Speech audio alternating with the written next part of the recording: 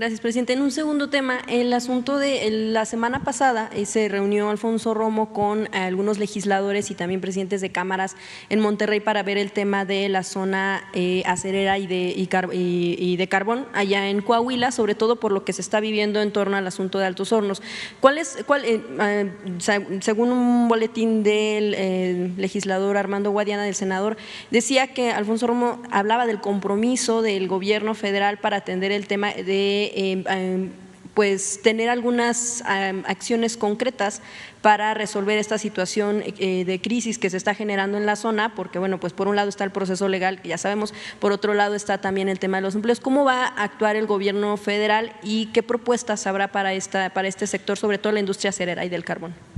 Sí, miren, lo primero es que se repare el daño que se causó con la compra de parte del gobierno, la venta de parte de esta empresa del señor Ancira de una planta de fertilizantes que en el marco del llamado Pacto por México se compró a un sobreprecio que se calcula de más de $200 millones. Era una planta parada, inactiva, se podría decir chatarra, porque llevaba como 16 años sin actividad. Entonces se hizo un avalúo a modo y se pagaron $200 millones del presupuesto público de Pemex por esa planta. Esto está en la misma denuncia que hace el señor Lozoya, pero desde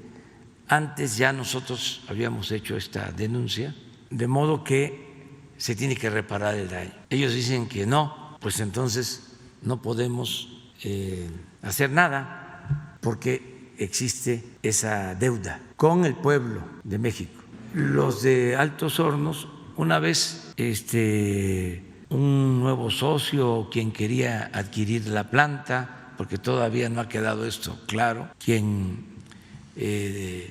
estaba en tratos para comprar Altos Hornos o comprar acciones, el señor Julio Villarreal nos mandó a decir que si él adquiría Altos Hornos, él iba a hacerse cargo del pago por el sobreprecio en el caso de la planta fertilizante. O sea, que iba a reparar el daño. Y le dijimos que aceptábamos, porque nos mandó a preguntar que si podríamos estar de acuerdo, y dijimos que sí.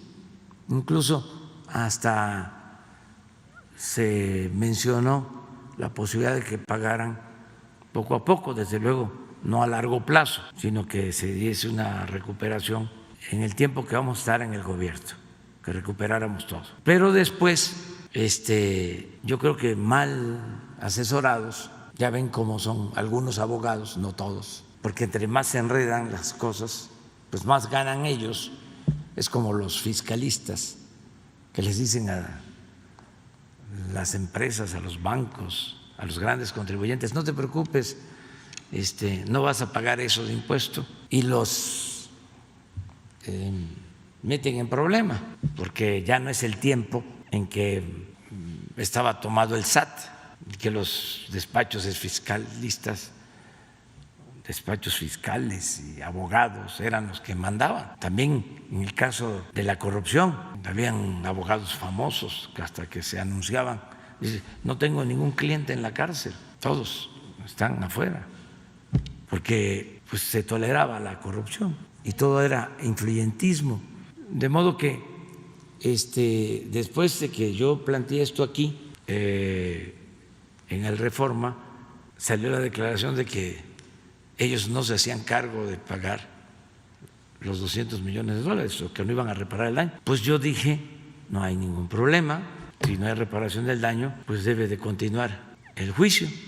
¿Han buscado comunicarse con Villarreal para saber qué fue lo que sucedió ahí? No, fue en esa ocasión y no sabemos cómo va hasta ahora que me estás preguntando que se dio esta reunión, no sabía, pero la postura del gobierno, para que quede claro, es: no hay ningún trato mientras no devuelvan el dinero que recibieron de más de manera indebida por la venta de esta planta de fertilizantes.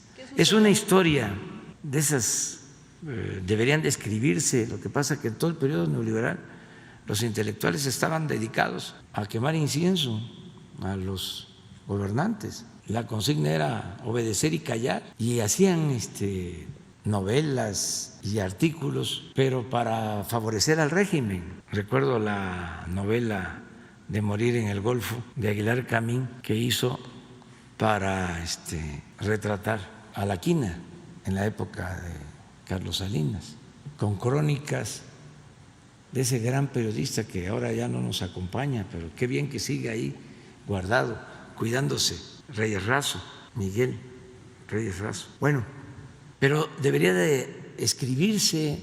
Imagínense, en el tiempo de las privatizaciones, cuando Salinas decide entregar los bienes del pueblo, de la nación, a particulares, bancos, minas, empresas, entrega esta planta de fertilizante a uno de sus allegados, que fue hasta gobernador, creo, de Coahuila, o a él le llegó la planta, Montemayor, y luego él la entrega a el señor Ancira, planta de Fertimex, porque desaparecieron Fertilizantes Mexicanos, que era una empresa pública. ¿Cuál era el discurso entonces? Que había que privatizar porque el Estado era burocrático, obeso, corrupto.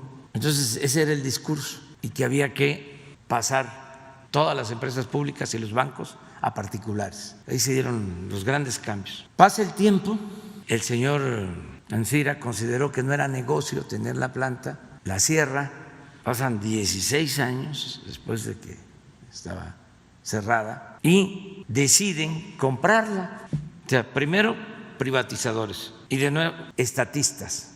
¿Por qué esos cambios, esos bandazos? Por la corrupción. Entonces viene lo del Pacto por México y dicen vamos a producir fertilizante para apoyar a los campesinos, y hacen esta operación. Pero no solo compran la planta, que estaba inservible, sino que destinan $500 millones adicionales para repararla. Estamos hablando de un quebranto de cerca de $1,000 millones en esa operación.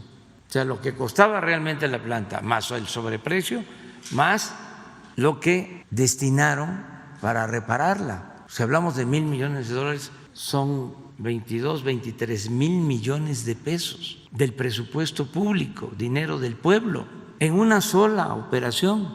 Ahora, ahí estamos echando a andar la planta, porque ¿qué hacemos? ¿La vendemos? ¿Cuánto nos dan? Pues muy poco. ¿La dejamos abandonada? Sería una irresponsabilidad. Entonces optamos por echarla a andar, y ahí se está ya produciendo. Tenemos problemas porque no tenemos gas que se requiere para la elaboración del fertilizante. Pero bueno, ahí vamos, enfrentando todo esto.